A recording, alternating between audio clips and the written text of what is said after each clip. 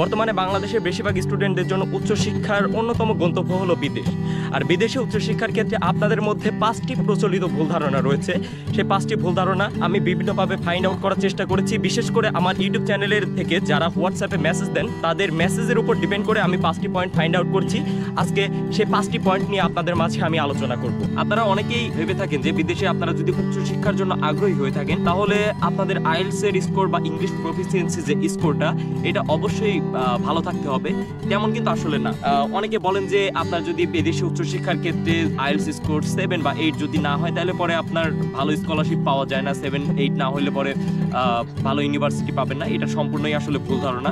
মূলত আইএলটিএস বা English proficiency যেসব টেস্টগুলো রয়েছে এগুলোর স্কোর যে কোনো ইউনিভার্সিটিতে চায় শুধুমাত্র তাদের একটা মানদণ্ড হিসেবে। তারা চায় যেসব স্টুডেন্টরা তাদের ইউনিভার্সিটিতে বা ইনস্টিটিউশনে অ্যাপ্লাই করবে বা অ্যাডমিশন নেবে তাদের যেন এই স্কিলগুলো থাকে, সেই জন্য কিন্তু তারা একটা মানদণ্ড নির্ধারণ করে দেয়। তবে সেটা যে থাকতেই হবে এমন কিন্তু না। পুরো ওয়ার্ল্ড ওয়াইড কিন্তু অনেক ইউনিভার্সিটি রয়েছে। যেমন যদি আমি চায়নার কথা বলি, চায়নার শুধুমাত্র কিছু ইউনিভার্সিটিতে আইএলটিএস এর স্কোর চায়।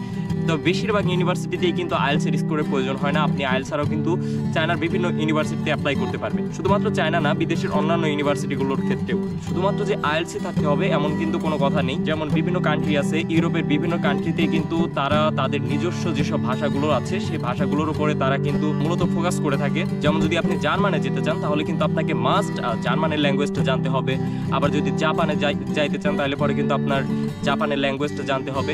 তেমন বিভিন্ন কান্ট্রি রয়েছে, বিভিন্ন কান্ট্রি ভেদে এটা তারা নির্ধারণ করে থাকে। তবে এমন না যে আপনার 7 স্কোর পেতেই হবে বা 8 স্কোর পেতেই হবে। এটা আসলে শুধুমাত্র একটা ইউনিভার্সিটিতে ভর্তির জন্য একটা মানদণ্ড। আপনি যদি সেই মানদণ্ডটা যদি ফিল আপ করতে পারেন তাহলে আপনি সেই ইউনিভার্সিটিতে অ্যাপ্লাই করতে পারবেন। তবে আপনার যদি আইএলটিএস বা কোনো ইংলিশ প্রফিসিয়েন্সি টেস্ট বা আদার্স ল্যাঙ্গুয়েজ প্রফিসিয়েন্সি টেস্ট যদি না থাকে আপনি অন্যান্য ইউনিভার্সিটি দেখতে পারেন। যেসব ইউনিভার্সিটিতে এইসব প্রফিসিয়েন্সি টেস্টগুলো যাচ্ছে না সেই সব ইউনিভার্সিটিগুলো আপনারা চুজ করতে পারেন। সুতরাং আইএলটিএস এর স্কোর যে ভালো থাকতেই হবে এমন কিন্তু কোনো কথা নেই। আপনাদের প্রচলিত ভুল ধারণার মধ্যে আরও একটি অন্যতম ভুল ধারণা হলো তারা যদি কোনো ইউনিভার্সিটিতে মাস্টার্সের জন্য অথবা অন্যান্য উচ্চতর ডিগ্রির জন্য আপনারা যদি অ্যাপ্লাই করতে চান তাহলে আপনাকে মাস্ট বি সিজিপিএ ভালো থাকতেই হবে। এই ধারণাটি একদমই 2 নাম্বার বলা চলে। এটা আমি 2 নাম্বারেই রেখেছি। আসলে এটি 2 নাম্বার একটি ধারণা, কারণ বিদেশের কোনো ইউনিভার্সিটি সিজিপিএ এর ওপর কিন্তু কখনোই ফোকাস করে না। যেমন আমার ইউনিভার্সিটিতে যারা গত বছর গ্র্যাজুয়েশন কমপ্লিট করেছে তাদের বেশিরভাগ স্টুডেন্ট কিন্তু অনেকেই কিন্তু মাস্টার্সের জন্য বিভিন্ন ইউনিভার্সিটিতে অ্যাপ্লাই করেছে। অনেকে চায়নাতে ভর্তি হয়েছে, অনেকে চায়না ছাড়া অন্যান্য যেসব ওভারসিজ কান্ট্রিগুলো আছে যেমন ইউরোপ আমেরিকার বিভিন্ন কান্ট্রিগুলোতে তারা কিন্তু অ্যাপ্লাই করেছে। তাদের কিন্তু অনেকেরই কিন্তু সিজিপিএ ভালো ছিল না। বেশিরভাগই কিন্তু আন্ডার 3.5 বা 3 পয়েন্টের কাছাকাছি এমন কিন্তু সিজিপিএ ছিল। তবে কিছু স্টুডেন্ট ছিল তাদের সিজিপিএ কিন্তু অনেক ভালো ছিল। দেখা গেল কিছু স্টুডেন্টের কিন্তু 4 আউট অফ 4 সিজিপিএও ছিল। তারা অবশ্যই ভালো ভালো ইউনিভার্সিটিতে চান্স পেয়েছে। তবে ইউনিভার্সিটিগুলো কিন্তু মূলত ফোকাস করে কোন বিষয়গুলোতে সেটা আপনাদেরকে বলি। বিভিন্ন রিসার্চ পেপার পাবলিকেশন, আপনার ভিতর স্কিল কতটা আছে, আপনার কাছে এক্সট্রা কারিকুলার অ্যাক্টিভিটিসের কতগুলো সার্টিফিকেট আছে, বা আপনি বিভিন্ন ভলেন্টিয়ারি অর্গানাইজেশন করেছেন তেমন কি প্রমাণ আছে, সেইগুলোর উপর কিন্তু বিদেশি ইউনিভার্সিটিগুলো মূলত ফোকাস করে থাকে। কারণ প্রত্যেকটা দেশে কিন্তু ভালো ভালো স্টুডেন্ট আছে, কিন্তু তারা চায় যে তাদের ইউনিভার্সিটিতে যেসব স্টুডেন্টরা অ্যাপ্লাই করবে সেসব স্টুডেন্টগুলো হবে একদম ইউনিক এবং তাদের মধ্যে নতুন কিছু আছে, নতুনত্ব আছে, সেই বিষয়গুলোতেই কিন্তু তারা মূলত ফোকাস করে থাকে। সেই বিষয়গুলোর উপর ডিপেন্ড করে কিন্তু সেই সব ইউনিভার্সিটিগুলো চায় তাদের স্টুডেন্টগুলোর মধ্যে যেন ভালো রেজাল্ট ছাড়াও কিন্তু অন্যান্য নতুন কিছু থাকে যেগুলোর উপর ডিপেন্ড করে কিন্তু তারা স্টুডেন্টদেরকে ভর্তি করে থাকে। সুতরাং আপনার যে সিজিপিএ ভালো রাখতে হবে এমন কিন্তু কথা নেই।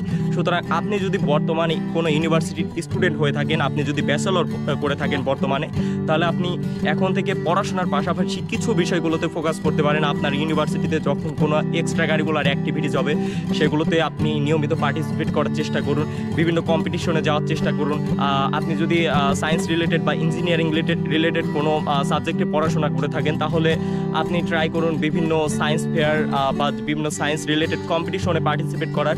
সেগুলো সার্টিফিকেট কিন্তু আপনার বিদেশে উচ্চশিক্ষার ক্ষেত্রে খুবই ইফেক্টিভ হবে। এবং তাছাড়া আপনি এখন থেকেই চেষ্টা করুন, আপনি যদি পারেন বিভিন্ন টিচারদের সমন্বয়ে যদি রিসার্চ পেপার পাবলিকেশন করতে পারেন তাহলে এটা কিন্তু আপনার জন্য খুব ইফেক্টিভ হবে এবং আপনার জন্য খুবই বেনিফিশিয়াল হবে। সুতরাং সিজিপিএ ইট ডাজন্ট ম্যাটার। এখন থেকে যেগুলোর উপর আপনাদেরকে ফোকাস করতে বললাম আপনারা এইগুলোতে ফোকাস করতে পারেন। আপনি যদি বিদেশে উচ্চশিক্ষার ক্ষেত্রে আগ্রহী হয়ে থাকেন, আপনার সবচেয়ে যে বিষয়টি বেশি চিন্তার সেটা হলো ফান্ডিং। ফান্ডিং নিয়ে অনেকের মধ্যেই ভুল ধারণা রয়েছে। অনেকে মনে করেন আপনার কাছে যদি অনেক টাকা থাকে তাহলে হয়তোবা আপনি বিদেশে প্রপারলি স্টাডি করতে পারবেন। এমন অনেক ভালো ভালো ফ্যামিলি থেকে অনেক স্টুডেন্ট কিন্তু বিদেশে উচ্চশিক্ষার জন্য বিভিন্ন ইউনিভার্সিটিতে পড়াশোনা করছে। তাদের কাছে কিন্তু অনেক টাকা আছে, কিন্তু একটা সময় পরে কিন্তু সেই টাকা দিয়ে কিন্তু তারা চলতে পারে না। কারণ আপনারা জানেন বাংলাদেশের অর্থ এবং অন্যান্য দেশের অর্থের মধ্যে কিন্তু অনেকটা ফারাক রয়েছে। সুতরাং আপনি যদি বাংলাদেশের টাকাটার সাথে যদি সেই দেশের টাকার সম্পর্ক মেলাতে চান তাহলে সেটাই সম্পূর্ণ একটা বোকামি বলা চলে। সুতরাং আপনার কাছে যদি টাকা থাকে তাহলে যে আপনি বিদেশের বিভিন্ন ইউনিভার্সিটিতে পড়াশোনা করতে পারবেন এমন কিন্তু কোনো কথা নেই। আবার আপনার কাছে টাকা নেই তাই বলে আপনি বিদেশে উচ্চশিক্ষা গ্রহণ করতে পারবেন না, এটাও সম্পূর্ণ ভুল ধারণা। এখন আপনাদের প্রশ্ন থাকতে পারে যে আপনাদের যদি ফুল ফান্ডেড স্কলারশিপ যদি না থাকে তাহলে আপনারা বিদেশের ইউনিভার্সিটিতে কেমনে পড়াশোনা করবেন। সেক্ষেত্রে বিদেশের বিভিন্ন ইউনিভার্সিটি কিন্তু স্টুডেন্টদেরকে পার্ট টাইম জবের অনুমতি দিয়ে থাকে। আপনার যদি পার্ট টাইম জবের অনুমতি থাকে তাহলে আপনারা পড়াশোনার পাশাপাশি পার্ট টাইম জব করে যতটুকু স্কলারশিপ আছে আপনি বাকি টাকা কিন্তু সেই পার্ট টাইম জব থেকে কিন্তু মোটামুটি ম্যানেজ করে নিতে পারবেন। সুতরাং আপনার কাছে টাকা নেই তাহলে যে আপনি বিদেশে উচ্চশিক্ষা গ্রহণ করতে পারবেন না, বা আপনার কাছে অনেক টাকা আছে তাই বলে যে আপনি বিদেশে উচ্চশিক্ষা গ্রহণ করতে পারবেন, এটাই সম্পূর্ণই ভুল ধারণা। আপনি যদি বিদেশে উচ্চশিক্ষা গ্রহণ করতে চান আপনার পড়াশোনার ক্ষেত্রে কিন্তু আপনার মেধা এবং পরিশ্রম এই দুইটা কিন্তু মাস্ট থাকতেই হবে। কারণ আপনার মেধা এবং পরিশ্রম ছাড়া কিন্তু বিদেশের কোনো ইউনিভার্সিটিতে আপনি টিকতে পারবেন না। বাংলাদেশের ইউনিভার্সিটিগুলোতে এক্সামের সিস্টেম কেমন সেটা আমি ভালোভাবে বলতে পারবো না, কারণ আমি বাংলাদেশের ইউনিভার্সিটিতে পড়াশোনা করিনি, আমি ডিরেক্ট চায়নাতে চলে এসেছি। কিন্তু এই চায়নার দিক থেকে আমি আপনাদেরকে একটা ছোট্ট একটা ধারণা দিতে পারি, আপনি এক্সামের সময় কিন্তু ঘাড় ঘোরাতে পারবেন না। সুতরাং আপনি যদি পরীক্ষার খাতায় কিছু লিখতে চান আপনাকে কিন্তু অবশ্যই সেটা নিজের থেকে নিজের মেধা খাটিয়ে কিন্তু সেটা লিখতে হবে, পরীক্ষায় কিন্তু আপনাকে পাশ করতে হবে। সুতরাং আপনি যদি বিদেশে উচ্চশিক্ষা গ্রহণ করতে চান তাহলে মাস্ট আপনার মেধা এবং পরিশ্রম এই দুইটা বিষয় কিন্তু থাকতেই হবে। আপনাদের আরও একটি ভুল ধারণা, এটা আমার নিজের থেকে আমি আপনাদেরকে উদাহরণ দিই। আমি ফেসবুকে যখন বিভিন্ন ধরনের ছবি আপলোড দিই, অনেক ধরনের ছবি স্টোরিতে আপলোড দিই, আমার যারা আত্মীয় স্বজন আছে, আমার যারা দেশের ফ্রেন্ড সার্কেল আছে, বা আমার ফেসবুকে যারা আমার সাথে কানেক্টেড আছে, তারা অনেকেই মনে করেন যে এইখানে সারাক্ষণ আমরা মজা মাস্তি চিল এইগুলা করে হয়তো বা সময় কাটাই। এটা কিন্তু সম্পূর্ণই ভুল ধারণা। এটা ঠিক যে আমরা এখানে পার্ট টাইম জব করতে পারছি না, কিন্তু তাছাড়াও কিন্তু আমাদের অনেক ধরনের পরিশ্রম আছে। যেমন বিদেশে কিন্তু খাবারের ক্ষেত্রে অবশ্যই কিন্তু আপনাকে মাস্ট রান্না করে খেতেই হবে, কারণ বিদেশে কিন্তু আপনি খাবার কিনে খাওয়া কিন্তু খুবই টাফ। এটা যেমন ফিনান্সিয়ালি যেমন, তাছাড়া টেস্টের একটা ব্যাপার আছে। সুতরাং আপনি কিন্তু অবশ্যই চাইবেন আপনার দেশীয় টেস্টটা পেতে, সুতরাং কিন্তু অবশ্যই আপনাকে রান্না করেই খেতে হবে। শুধু রান্নার বিষয়টা আমি বাদ দিই, দিন 3 বেলা তো রান্না আছেই, তাছাড়া কিন্তু আমাদের টয়লেট পরিষ্কার থেকে শুরু করে সব কিছুই কিন্তু নিজেদের একাই করতে হয়। এখন চায়নার কথা বাদ দিই, অন্যান্য বিভিন্ন দেশের ইউনিভার্সিটিতে যেসব স্টুডেন্টরা পড়াশোনা করছে তাদের কিন্তু পার্ট টাইম জব করে কিন্তু তাদেরকে চলতে হয়। এখন যারা পার্ট টাইম জব করছে তারা তাদের academic class, part time job এগুলোর পাশাপাশি কিন্তু দেখা যায় উইকেন্ডে কিন্তু 1 দিন বা 2 দিন কিন্তু সময় পায়। সেই 1 দিন বা 2 দিন কিন্তু তারা টুকটাক কিন্তু মজা মাস্তি চিল কিন্তু করতেই পারে। এইটুকু দেখে আপনারা ভাববেন না বিদেশে আসবেন সারাক্ষণ আপনি মজা মাস্তি এইগুলো করেই কাটাবেন, এটা সম্পূর্ণ ভুল ধারণা। সুতরাং আপনি যদি বিদেশে উচ্চশিক্ষার জন্য আসতে চান আপনি মানসিকভাবে এখন থেকেই প্রস্তুতি নিন। আপনাকে বিদেশে আসার পরে কিন্তু অবশ্যই মাস্ট আপনাকে কাজ করতে হবে, আপনাকে কিন্তু পরিশ্রম করতেই হবে, তাছাড়া কিন্তু বিদেশের মাটিতে আপনি টিকতে পারবেন না। সর্বশেষ পয়েন্টটা এবার বলি, যারা বিদেশে উচ্চশিক্ষার জন্য আসেন তারা বিভিন্ন এজেন্সি থেকে, বিভিন্ন আত্মীয় স্বজনদের থেকে একটা বিষয় শুনে থাকেন যে বিদেশে উচ্চশিক্ষার জন্য গেলে আপনার ক্যারিয়ার একদম কনফার্ম, আপনি ভবিষ্যতে ভালো কিছু করতে পারবেন, আপনার পড়াশোনা শেষে সুন্দর একটি লাইফ পাবেন। এটা কিন্তু সম্পূর্ণ ভুল ধারণা।